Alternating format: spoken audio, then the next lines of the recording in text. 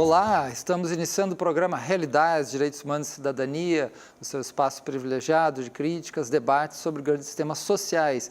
Hoje a gente conversa sobre a questão da arquitetura inclusiva, ou cidades inclusivas, e nós temos aqui a presença do César Barros, que é arquiteto com vários trabalhos e serviços prestados à cidade, e temos também o de Jair Falcão, que é engenheiro ambiental e faz parte de uma rede de pesquisadores, a InCity, né, pesquisadores na área da cidade e da arquitetura. Sejam bem-vindos para a gente conversar sobre esse tema. Eu gostaria de iniciar com vocês perguntando uma visão mais geral da cidade do Recife, né? Como é que vocês veem?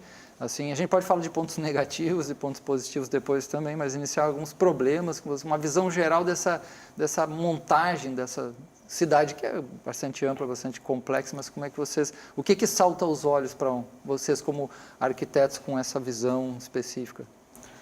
Bom, Recife não é muito diferente de outras metrópoles, né? Na verdade, é uma cidade desigual, como todas as metrópoles contemporâneas, e eu diria que isso é fruto da banalização da desigualdade, da pobreza, né? Tem um sociólogo muito conhecido brasileiro, Gessé de Souza, que trata da naturalização da desigualdade. E é impressionante, coincidentemente, a partir do momento que a gente teve a modernização do que se diria urbano nas cidades de pequeno porte, médio porte e metrópoles, a gente foi tendo uma perda de qualidade. A desigualdade foi aumentando, hoje a gente tem um mundo praticamente urbano, o Brasil já está quase 80% urbano. 80%. 80%. E você vê que a cada dia só piora a qualidade da paisagem, a qualidade da infraestrutura. E quando eu falo a banalização da desigualdade, é, por exemplo, você achar normal que a pessoa mora em palafita. É muito estranho, as pessoas passam por uma palafita, falam, palafita, batem uma foto da palafita, e ninguém reflete sobre a palafita. Palafita não é forma de habitar. E você tem pessoas que moram, nascem, vivem, morrem morando na palafita. Pessoas com 50, 60 anos que nasceram na palafita. Então isso não é uma coisa comum. Você morar no morro, passar 2 meses sem poder descer porque não tem acessibilidade garantida, porque você está gestante, tem um problema de filariose, entre outras insuficiências, né?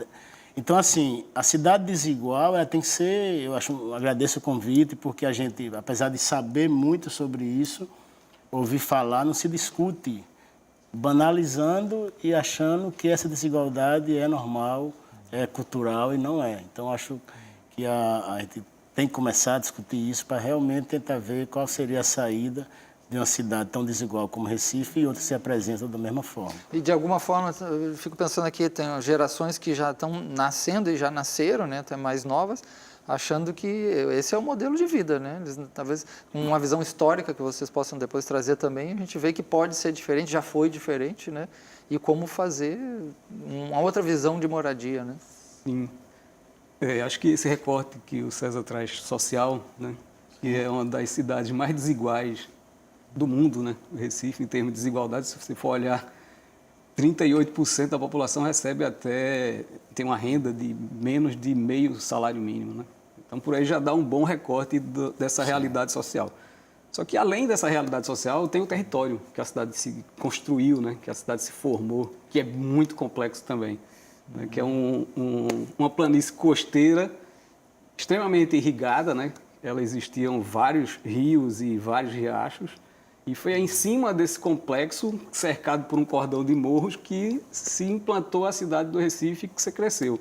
Então, essa condição ambiental também da cidade, ela é complexa, muito complexa, e ao longo da ocupação urbana da cidade, não houveram cuidados em relação a esse espaço tão especial que era, né, esse estuário do Capibaribe aqui, praticamente, onde se formou a cidade do Recife. E aí, decorrente disso, vem uma série de condições precárias, né? Que aí, pelas desigualdades, a população mais pobre foi morar onde? Nas áreas exatamente mais frágeis, né? Ao longo dos rios, nos morros, quer dizer, exatamente sendo expulsas, né? Uma segregação, de fato, né? E as áreas mais privilegiadas foram ocupadas pelo mercado imobiliário. E essa questão do mercado imobiliário parece que é uma dominante, assim, né? Não no Brasil, em termos do mundo. As cidades talvez se orientam muito pela força do mercado, né? Quem determina essa organização de um modelo, de uma organização urbana, de planos de ação também, tem essa influência muito forte, né? Das imobiliárias, das empreiteiras. Eu tenho participado de muitos planos diretores e o que eu vejo sempre, eu acho que as pessoas conversam um pouco. A gente está com a experiência agora fazendo a revisão do plano diretor de Petrolina e é muito engraçado que a gente fala coisas que está pensando, os construtores falam outras que estão pensando, mas no final são muito parecidas e que a gente pode chegar a um meio termo. E o que eu digo sempre é o seguinte, não tem interesse em diminuir a lucratividade, sim que continue lucrando, fazendo benesse para a cidade. Porque quando você trabalha uma visão predatória, você ignora as pessoas, como você estava mencionando antes do programa começar, e aí você gera uma cidade excludente a partir de padrões arquitetônicos, a partir de instrumentos legais. Então, assim, vai sendo construída e vai se consolidando uma ambiência totalmente desagradável. Você vê hoje, por exemplo, não só a questão dos edifícios altos, que eu acho que não é o edifício alto que é o problema está do segundo, terceiro andar para o térreo, que é onde você tem a relação das pessoas com a cidade.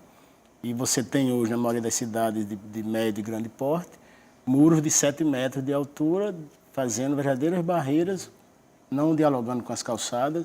E você chega a ter edifícios com 100 metros de muro, onde você atravessa toda uma quadra e não vê uma pessoa. Isso acontece também com os condomínios. Condomínios, como a gente identifica em algum lugar, condomínios com quase 1 quilômetro e meio de muro, onde você tem um simulacro de uma segurança para dentro do condomínio e para fora você deixa a cidade vazia novamente e uma cidade perigosa. Então, eu sempre brinco, os muros são altos porque a cidade é perigosa, a cidade é insegura porque os muros são altos. Então, essa construção, ela não é só do empresariado, da construção civil. Ela é resultante de um processo de como se discute a questão dos parâmetros urbanos, como se planeja os espaços, como se define os materiais, né?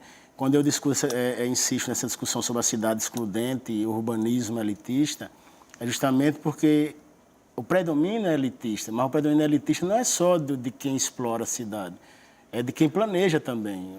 Eu digo sempre que esse elitismo ele se configura em 3 aspectos: a segregação espacial, a segregação estética e a segregação social.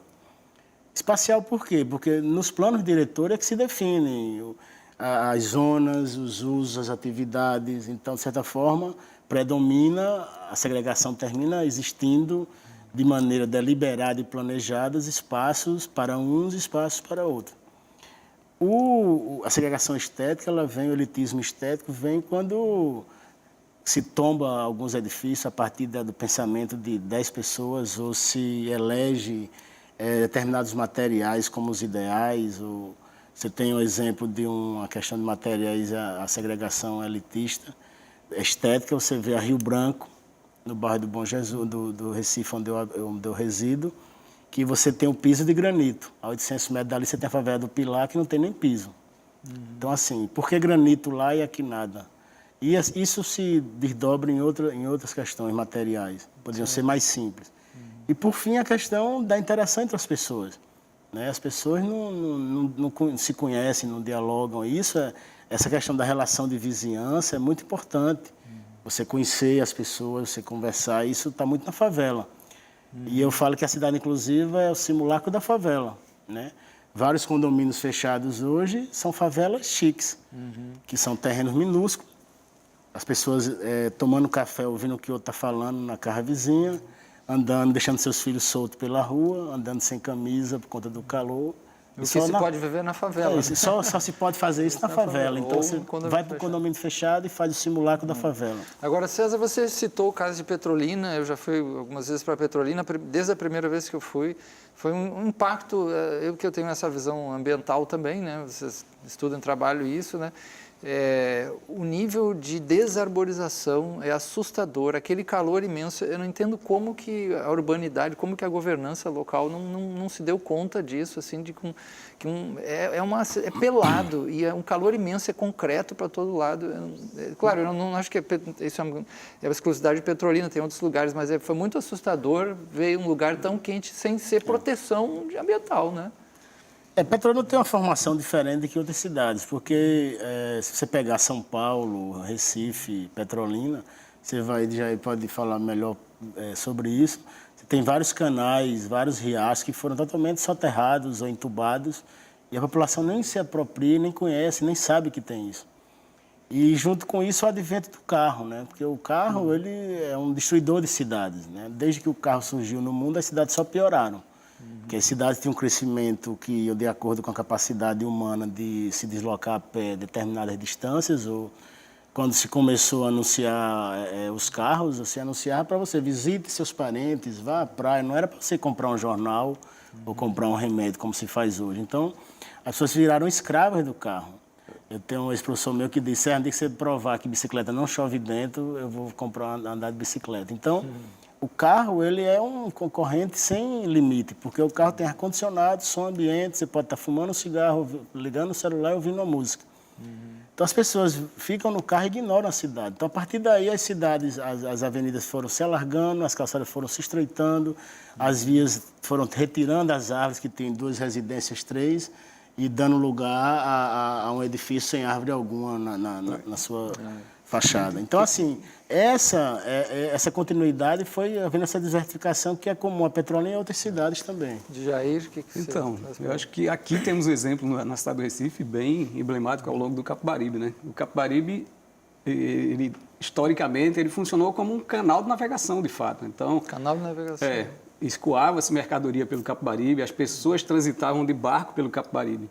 Isso, com o surgimento do automóvel, inverteu a lógica, né? Começaram a ter as avenidas e as casas começaram a virar os quintais para o rio e a frente para a avenida. Então, o automóvel, né, como meio de locomoção individual praticamente, porque a média de ocupação de automóvel é de 1,3 pessoas. Então, ele é considerado um meio de deslocamento individual. Não o grau de eficiência dele nesse sentido é baixo. Baixíssimo. Né? Você pegar, é uma das máquinas mais burras que a gente conseguiu inventar. Porque em termos de eficiência energética, por exemplo, o automóvel, 20% da energia que você usa no combustível, né, para movimentar o automóvel já é perda por conta das falhas do próprio sistema. Aquecimento do motor, desgaste por conta de frenagem, aceleração, desaceleração. Sobram 80%. Desses 80%, se anda uma pessoa, em média, no automóvel, 800 quilos, que é o peso do automóvel em média, né? E está aumentando, porque também o mercado vai numa lógica muito esquisita de ter carros cada vez maiores e mais pesados. Então, desses 80%, só sobram 20% que é de fato a energia que se transforma em transporte, que locomove você. Então, assim, em termos de eficiência de energia, é extremamente baixo, de segregação do espaço, de indutor do desenho das cidades, porque aí a lógica, ao invés de ser de uma cidade que permita o contato, como o César estava colocando, né, que as pessoas se encontram, o automóvel ele separa isso, ele segrega esses espaços. Quer dizer, na hora dos gestores, dos políticos, né, de quem pensa a cidade fazer, vai pensando cada vez mais em função do automóvel, né, e não tanto das pessoas e de outras movimentações. É isso? E você pega, aqui na cidade de Recife, recentemente foi realizado uma pesquisa que chama de origem e destino, que é aquela pesquisazinha para saber como você se desloca, né, da sua casa para o trabalho, da sua casa para o estudo. E 37% se deslocam a pé. Mesmo os dados sendo mostrados, o desenho da cidade e os investimentos não são na direção da maioria da população. Né? A bicicleta é muito utilizada também? A bicicleta ela é bastante utilizada, significativa, e deveria ser incentivada, embora percentualmente ela não seja significativa, entre aspas, em torno de 4%, entre 2% e 4%, mas é um meio também que promove assim, uma cidade mais limpa. Né? Tem também na cidade do Recife elaborado um inventário dos gases de efeito estufa. Né? E quem é o vilão? Transporte. Dentro do transporte, o automóvel individual. Então, dados, né, conhecimento a gente tem sobre os danos que são causados pelo automóvel para as cidades, né? Por isso que cidades mais equilibradas, mais justas e mais saudáveis são aquelas que cada vez que incentivam menos o uso do automóvel, né? Tem restrições ao uso do automóvel. Certo. Na verdade, o automóvel gerou o quê? Você tem as cidades hoje, todas as cidades elas são mais verticalizadas e maiores do que precisam. Você vê as cidades que o automóvel permitiu que você alcançasse longas distâncias, foram gerando aglomerados, foram consolidando ao longo do tempo, mas de maneira totalmente desestruturada. Sem infraestrutura urbana, sem transporte público, sem limpeza urbana. E vocês foi vendo as cidades crescendo aleatoriamente. Isso é muito comum em cidades de médio porte, onde você tem a especulação em cima dos loteamentos e de uma fácil valoração do território. Você tem uma terra nua, loteia e passa a ter outro valor de venda, né? E isso sem estar pensando de maneira planejada, de maneira estratégica de desenvolvimento. Por exemplo, Petrolina, a gente estava ensaiando alguns números, e não é diferente de Caruaru, por exemplo. Se você ocupar todos os lotes que estão hoje disponíveis, você chega a uma cidade de quase o dobro da população que tem hoje. Uma coisa que não vai acontecer nos próximos 50 anos. Mas é assim que vão se formando as cidades de maneira aleatória e sem fim. Jair, você vê algum modelo dominante de organização das cidades hoje, assim, a partir de, não só de Recife, há um modelo predominante que se instaurou, ou foi um pouco assim, ao fortuito? Em termos de modelo que predomina, eu acho que o desenho urbano das cidades mais, né, vamos dizer assim, depois da década de 40, eles foi sendo induzido pelo uso do automóvel. Então, para mim, acho que o grande desenhista das cidades atuais, né, foi a indústria do automóvel. E aí está ligado à verticalização, essa situação também? Como César colocou, o adensamento, as cidades, por exemplo, a cidade do Recife é uma cidade de um território pequeno, né? Então, a tendência de você adensar, ela é uma tendência também mundial, nas grandes metrópoles, e que tem lá aspectos positivos e aspectos negativos nesse adensamento, né? Porque você adensando também, você consegue oferecer serviços de forma mais fácil, a infraestrutura necessária também você concentra, né? Se você tem também relações que rompem com a lógica do uso do automóvel para tudo, né? Você vai na padaria, você vai de automóvel. Então, o percentual aqui no Recife de pessoas que usam o automóvel até distâncias de até 1 quilômetro, ou seja, de 1.000 metros, é de 27% dos usuários de automóvel. Quer dizer, muita gente usa o carro só para ir na padaria, para ir na academia, para ir deixar uma criança na escola que está a 2 quadras de casa e para em fila dupla e causa um transtorno tremendo, né, na mobilidade da cidade. Esse é um ponto importante que a gente pode continuar, né, a discutir logo depois. Nós vamos fazer um pequeno intervalo e já voltamos a conversar sobre esse importante tema de cidade e arquitetura inclusiva. Logo, logo.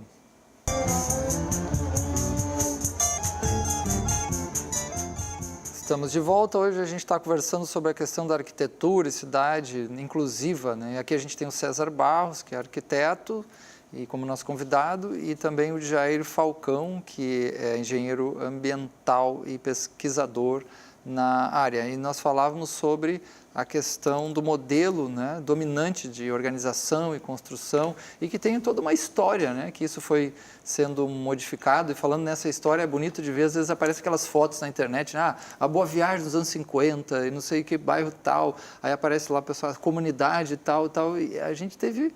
Parece que nas últimas décadas uma mudança muito grande, não foi? Tivemos, principalmente a verticalização da cidade, né, que chegou a criar-se uma lei, né, dos 12 bairros, aí, que foi na tentativa de inibir um pouco essa verticalização. Lei dos 12 bairros. Fala um pouquinho rapidamente para nós. Acho que o César pode falar melhor sobre essa, está dentro bem da área dele, mas aí inclui alguns bairros aqui ao longo do Capibaribe, né, que também... na margem esquerda do Capibaribe, e Graças, Jaqueira. Né? Isso já, em função de você verticalizar, também sem uma infraestrutura necessária, né? Porque a verticalização ela estaria associada em princípio, a um provimento de infraestrutura.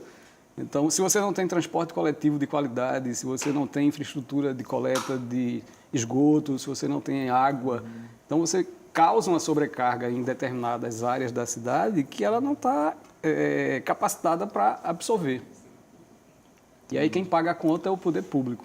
Em alguns lugares do mundo, essa verticalização e o adensamento é contrapartida também do provimento da infraestrutura necessária para adensar, por parte do empreendedor também. Aqui a gente está caminhando para isso também, né, César? Na verdade, a Lei de 12 bairros foi um movimento que houve nessa discussão sobre o que o adensamento, através da verticalização, estava provocando, justamente pelo fato de você ter uma repetição da fórmula, que era onde tinha 2 casas, num terreno de 15 por 30, se originava um prédio de 20 pavimentos. Mas aí não se discutia recuo, não se discutia ambiência. Foi pela primeira vez que começou a discutir verticalização, de fato, aqui em Recife. E tem várias coisas interessantes, ruins e boas, porque como foi uma época ainda onde você fazia leis sem poder modelar tridimensionalmente, o que hoje a gente faz rapidinho. Você pode ter uma cidade inteira modelada em 3 dimensões, saber exatamente o que pode ser feito. Nessa época não, a gente modelava de forma manual mesmo, mas o que tem interessante é que a gente percebe hoje os edifícios gerados a partir dessa lei, ele tem outra, vamos dizer assim, ambiência gerada. Então teve vários ganhos e é interessante perceber isso. Tivemos também alguns efeitos positivos, como foi menos edifícios baixos, mas de impacto muito grande em termos de volumetria construída, foi o caso de alguns em Apipux, Poço da Panela. Porque realmente essa lei tratava dos 12 bairros, mas justamente os 12 bairros da margem esquerda do Rio Capibaribe, que era Aflitos, Graças, Casa Forte. E que, de novo, tinha uma crítica porque é o bairro do Rico, porque a Recife é dividido, a margem esquerda do Capibaribe é de posse de habitantes nobres e a margem direita de habitantes pobres. Então você tem Monteiro, Casa Forte, Apipux, em detrimento da outra mais você tem ali Detran, Cordeiro, Iputinga, que não tem estrutura nenhuma, vai receber estrutura de verdade nos últimos 20 anos para cá. Então, assim, dessa forma, reafirma a questão da cidade excludente ainda, porque você consegue ter uma margem com um tipo de população habitando e outra não. E essa questão da cidade excludente, ela vem de uma prática, de um urbanismo burguês, de um urbanismo voltado para a elite predominante, né? Você pega a teoria das elites, você vai ver, né, de Gaetano Mosca, aquele filósofo italiano, ele fala justamente da divisão do poder político, o poder econômico e o poder ideológico, né? O poder político, os mais ricos, proprietários de terras, donos envolvidos na política e no poder. O econômico, que é a alta burguesia, financiando essa política, executando obras, fornecendo os fornecedores. A pequena burguesia, sendo ideologia, mas também sendo prestador de serviço de uma mão de obra mais qualificada, e a massa, que é mão de obra escrava. E assim é a cidade. Você vai ver o metrô. O metrô foi feito para levar pobre, né? Você vai ver a habitação social, TR+3 na periferia, foi feito para pobre. Então, assim, uma favela sem infraestrutura urbana é para pobre morar. Então, assim, a prática urbanística, ela foi consolidando uma cidade onde tem a cidade que o pobre habita e é ignorado, e a cidade que a burguesia predomina. Porque o rico nem está na cidade, de fato. Ele está no seu iate, no seu jatinho, ele está em outra atmosfera que nem é real. Então, essa burguesia, alta burguesia, pequena burguesia, é que a gente tem que estar atento, porque o tempo inteiro foi predominante essa disputa e que os pobres não têm acesso. Então, a gente tem que rever isso, como urbanista, como pensador, como acadêmico. Isso tem que estar nas universidades públicas de arquitetura e urbanismo, de design, tem que estar no pensamento, porque não pode se achar natural morar em palafita. Isso é desumano. Então, a gente não pode falar em humanismo, em cidade igual, inclusiva, quando você tem uma cidade cheia de palafita, e não é a única. Então, a gente tem que... Esse modelo está esgotado. Esse modelo de prática urbana, esse modelo de planos diretores, que a gente pode falar mais, de maneira mais específica, essa forma de fazer uma arquitetura elitista, uma arquitetura burguesa, e a gente começar a se aproximar mais do que é a cidade real. Você vai ver hoje, você tem 40% da população morando no morro, 40% da população que não tem acesso à internet, 40% da população que está passando fome. Então, assim, não é um dado... Interessante ver como que o desenho urbano ele reflete essa questão, né, de desigualdade de classes, mas de como se organiza, né, a inclusão ou a exclusão, né? Tá desenhado, né? Você vê, olha para uma cidade, pode olhar, principalmente quando olha de cima também, você vê ou quando a gente vê em outra cidade, a gente vai chegando no Rio de Janeiro, né, sai do aeroporto lá, pega a linha vermelha, pega outra, você vê aquele mar, né, de um mundo totalmente diferente quando você chega na área, né, da Zona Sul, outro... E o uso dos espaços públicos também, né? Reflete muito claramente essa exclusão, né? Então você tem, por exemplo, aqui na cidade do Recife, você tem o Marco Zero, que é um cartão postal da cidade, e que ele é extremamente segregador, né? Aconteceu recentemente um evento da meninada que vem aí da periferia, skate, né? do passinho, né? Então, está na moda agora em Pernambuco essa história do passinho e é interessante. Eles dançam, brincam, é uma relação de disputa ali, né? Tem grupos que aí faz uma coreografia, outro vem e tal. E eles organizaram um evento e foi uma repressão tremenda. E uma semana antes aconteceu uma repressão da mesma forma no 13 de maio.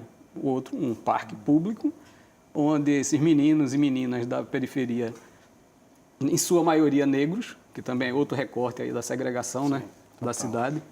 Então, foram reprimidos pela polícia. Então, que lógica de ocupação dos espaços é essa, né? Para uma cidade mais equilibrada, mais igual, você trata de formas diferentes em termos de abordagem policial até, nos espaços públicos. Então, isso são coisas que a gente precisa olhar e Mas aí é onde o desenho urbano e a arquitetura tem uma influência muito forte. Por exemplo, quando eu citei o caso da Rio Branco ser em granito e a favela do Pilar, a 800 metros de distância e não ter pavimento, você começa a ver a distorção. Mas, por exemplo, você faz um evento no Marco Zero e faz um lounge com todos os assentos brancos. Como é que Duva, que mora no Pilar, que só anda sem camisa o dia inteiro, suado, nesse calor infernal, Maria, índio, que estão acostumados numa liberdade, como é que vai estar ali apto a sentar num negócio tão limpo, então... É uma forma de segregação estética. Então, se você mudar o material, talvez fazer de uma forma mais simples, vai ser mais convidativo para qualquer um poder ter acesso.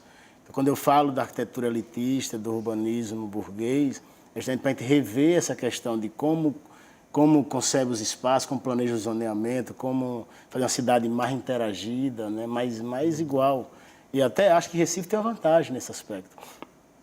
Eu defendo sempre que Recife pode ser a primeira cidade realmente inclusiva do mundo, porque o que nós temos como estereótipo e prática é você ter população mais nobre na área mais valorizada, que é geralmente a central, e na periferia os mais pobres.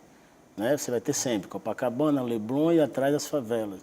Recife, como é uma cidade mais plana, ela é misturada. Você vai ter sempre uma favela e um bairro nobre do lado. Então, se você tiver uma estrutura que se entranhe, se comunique de maneira natural, se você tiver um poder de compra, né, mais próximo, que a gente tem uma desigualdade muito grande, a gente está feito uma cidade muito legal, onde você tem espacialmente as pessoas usufruindo de um lugar igual, economicamente se relacionando de outra forma, que vai implicar na relação social. A gente tem hoje parques, não tem parque em Recife, fora Dois Irmãos, só temos praças, e praças fechadas. Você tem um Parque 13 de Maio belíssimo, todo gradeado, uma jaqueira é absurda. Tem vários argumentos, não tem argumento. O Derby, há muito pouco tempo, ele era gradeado. Foi retirado a grade e está lá, maravilhoso. Você cruza o parque, a praça todinha, o que antes era impossível.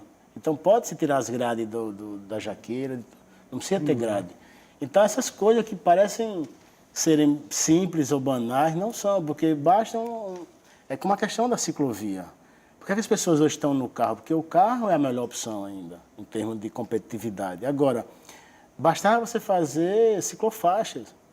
Se você tiver a mesma tinta que você usa para dividir o que é carro, onde estão os carros ocupando uma calha de via, você poderia pintar onde estaria a bicicleta. Toda via cabe uma ciclovia, uma ciclofaixa. Mas aí, de novo, vem essa questão. Ou faz uma ciclovia isolada, né, burguesa, então não se faz. Onde pintar é o que a população precisa, de um espaço para poder usufruir. No olhar do engenheiro ambiental, né, de Jair, como é que você vê essa questão que César está colocando agora? Então, Isso é um fato mesmo, essa questão da segregação também estética, né? Isso é um cuidado que a gente tem que ter, né, nos espaços, porque eu gostava muito de um outro exemplo que tinha aqui ao longo da BR, ali em Abreu e Lima. Teve um prefeito à época que ele decorou o canteiro central com várias peças, jarros de planta, aquelas figuras de esculturas bem, assim, fora do padrão estético europeu, vamos dizer, né?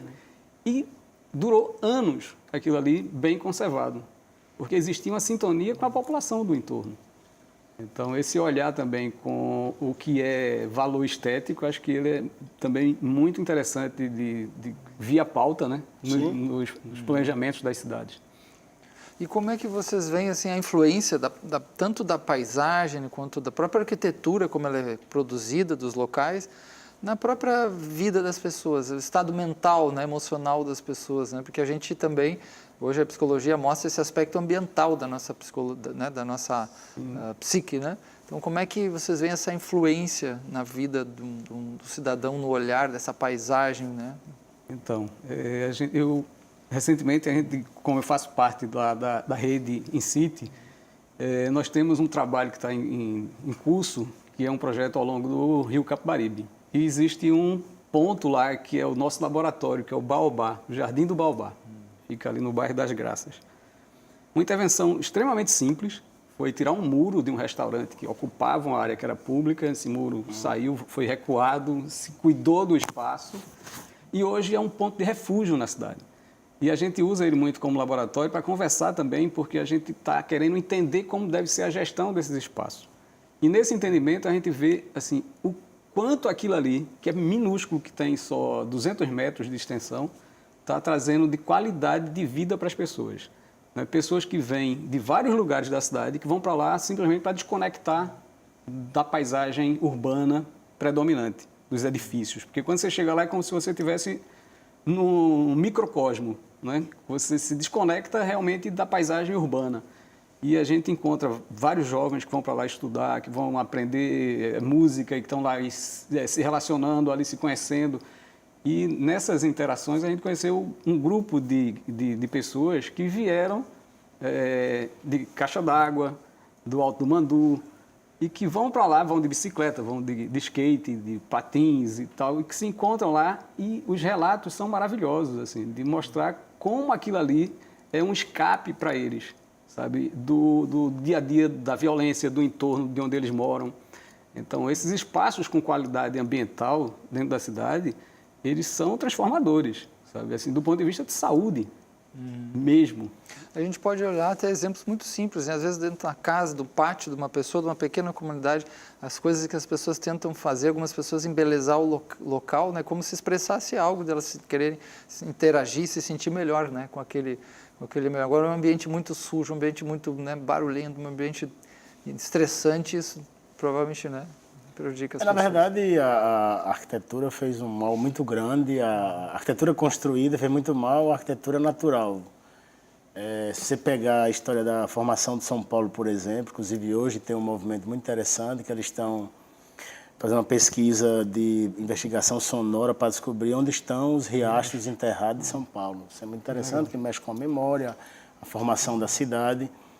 E quando você coloca, por exemplo, você pega um mapa da cidade, se você considerar os seus mananciais postos, se as suas vias forem arborizadas, você vai ter qualquer cidade de maneira muito mais agradável do que ela se apresenta hoje. Na verdade, o que aconteceu é que as edificações foram ignorando o ambiente que estava posto até você chegar para fazer a intervenção, e isso foi se sobrepondo. Então, você tem a maioria das cidades que se aterraram os riachos, que se negaram às arborizações, e aí começam a se fazer simulacros, parque mesmo. Eu, particularmente, eu não sou adepto de parque, assim, de fazer um parque. Eu acho que se todos nós cuidássemos de nossas vias, arborizássemos de maneira correta, facílima, tivéssemos nossos encontros de largos, de restos de loteamentos, você teria uma cidade, parque.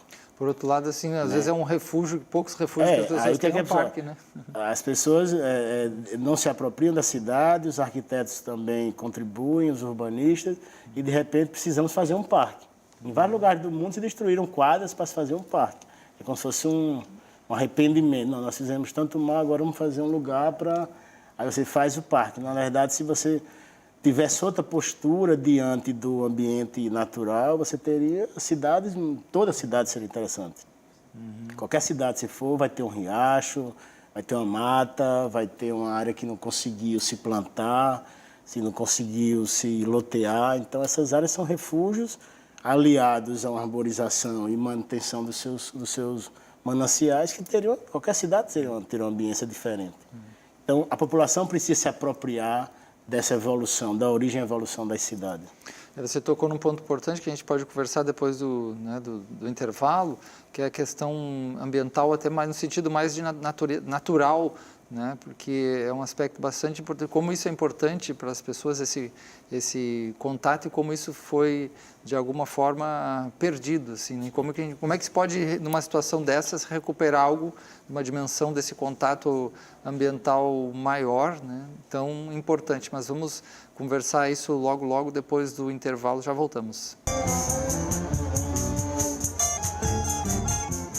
Nós estamos conversando hoje sobre arquitetura ecológica, cidades ecológicas. Entram várias questões como verticalização, desigualdades, né, inclusão e também muito a dimensão, falávamos no outro bloco, a dimensão ambiental e a natureza e o bem-estar das pessoas. Sobre esse ponto, o que seria, assim, em linhas gerais, para iniciar, uma arquitetura ecológica com uma visão ecológica? Como é que é essa lente dela para olhar para uma cidade? O que ela começaria a olhar, assim?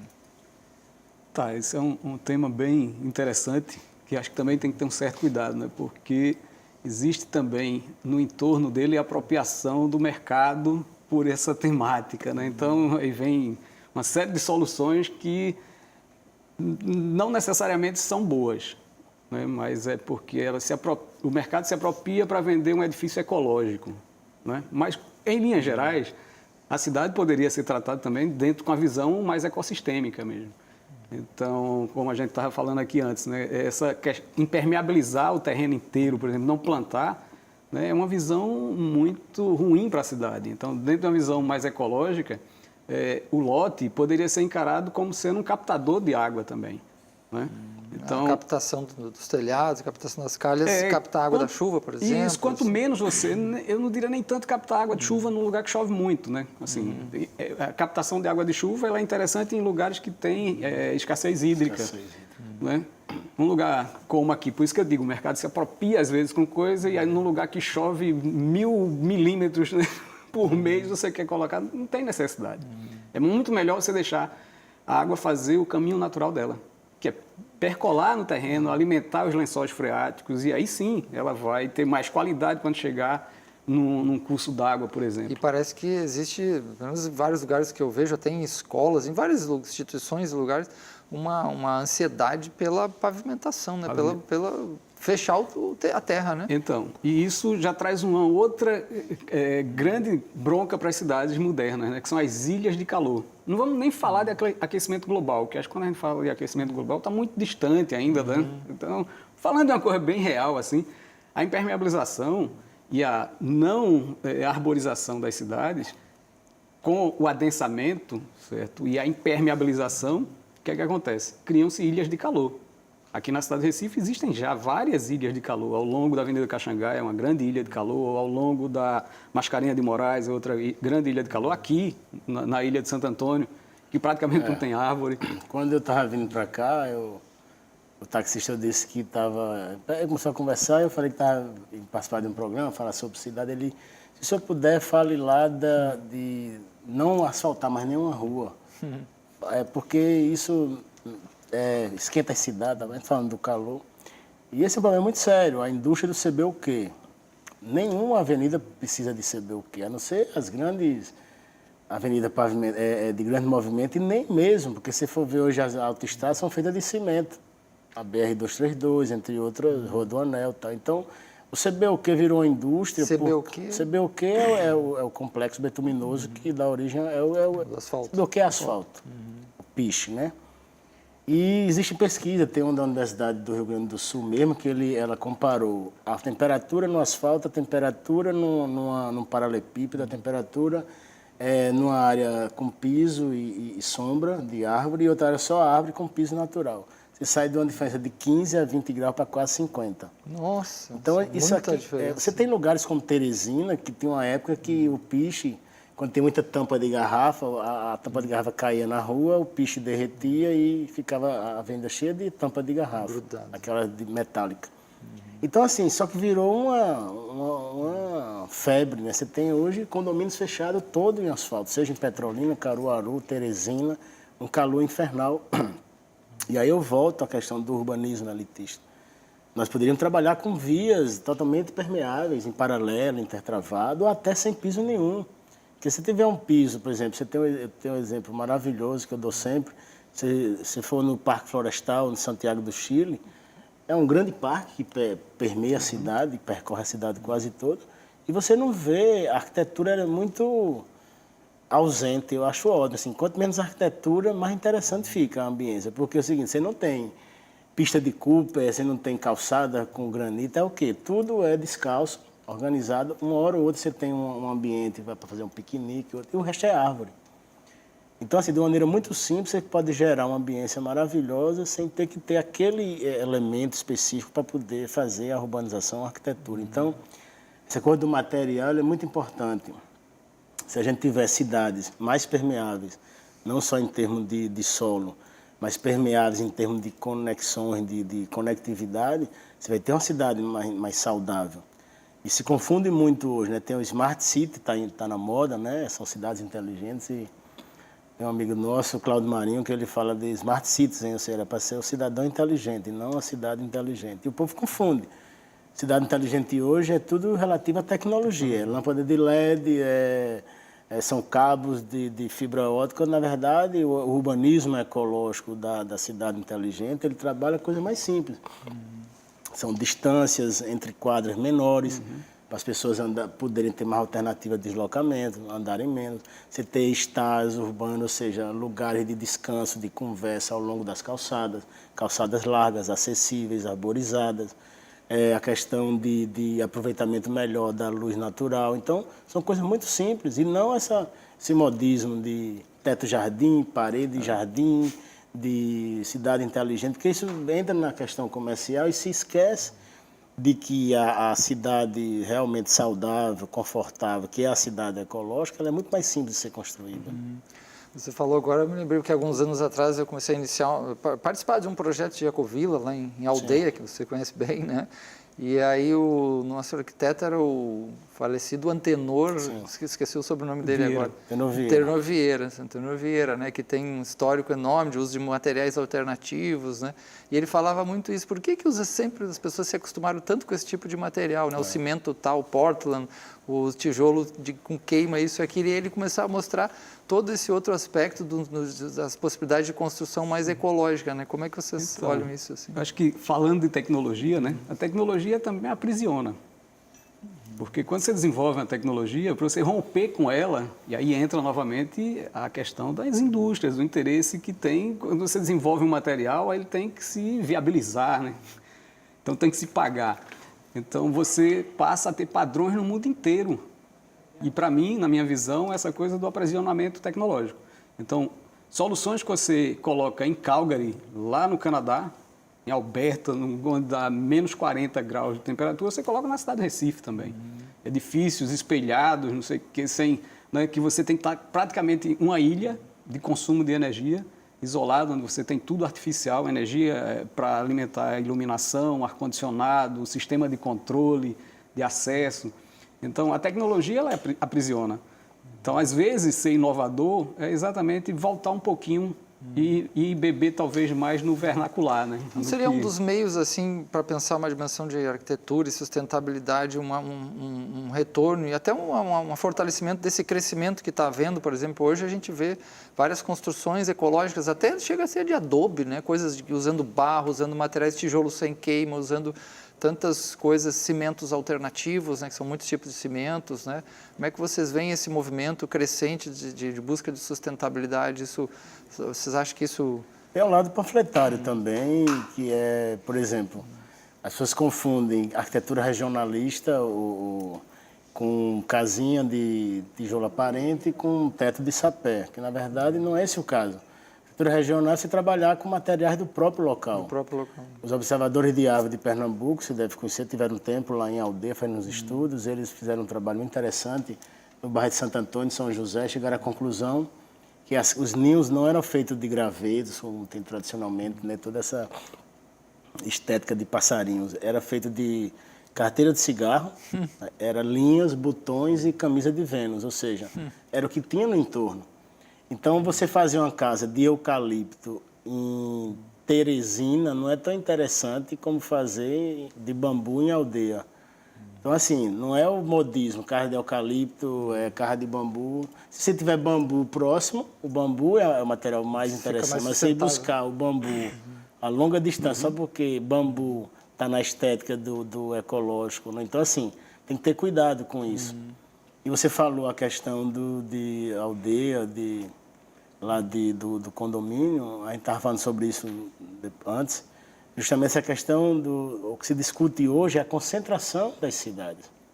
É você trazer as pessoas mais para próximo, para você otimizar a infraestrutura viária, para você diminuir a questão do tempo no trânsito.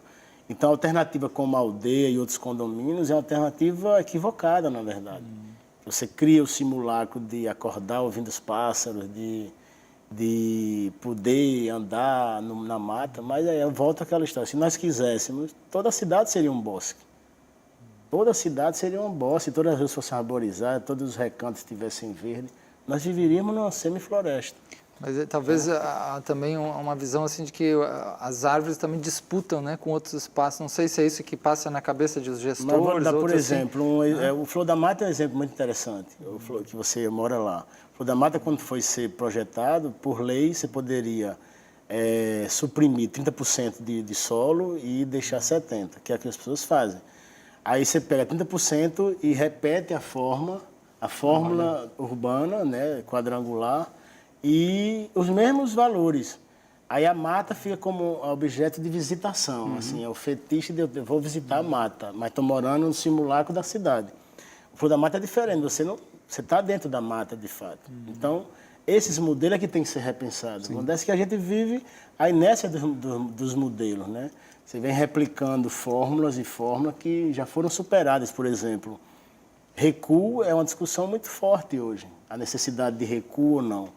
Porque quando você começou a soltar as edificações isoladas no lote, foi a partir de questão de saúde, questões que a tecnologia resolveu.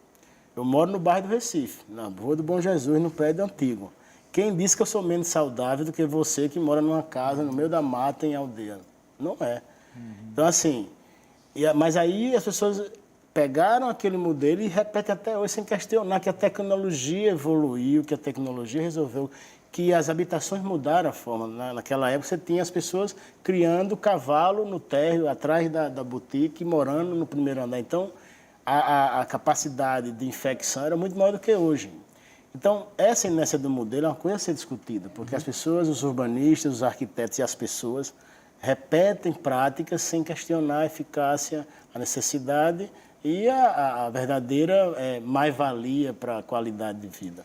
O sonho de vocês em termos... A gente tem que sonhar, né? Tem que sonhar porque a gente começa sonhando para realizar. O sonho de vocês nesse sentido, de uma visão mais ecológica, implantar. O que vocês gostariam de ver implantado nessas cidades? No Recife, né? O que vocês gostariam de ver começar a ser implantado nessa dimensão? Bom, eu acho que um sonho de cidade assim é, primeiro, você romper com esse padrão que foi assim colocado de forma sem reflexão, né?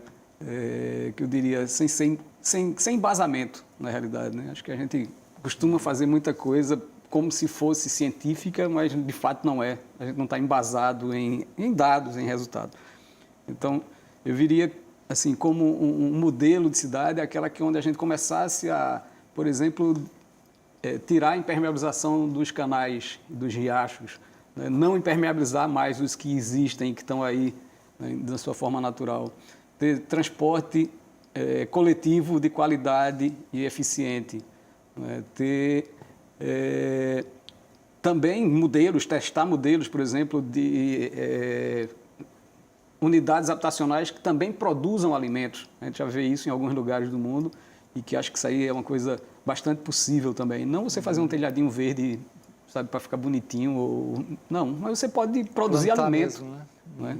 No próprio quintal, na própria parede da sua casa. Então, em uma cidade que permitisse, resumindo tudo isso, que ela convidasse as pessoas a estarem na rua, né? A estarem nos espaços públicos e se encontrarem. Porque cidade, para mim, ecológica e ideal é que a gente vive em sociedade. E se a gente vive em sociedade, a gente precisa ter lugares de encontro.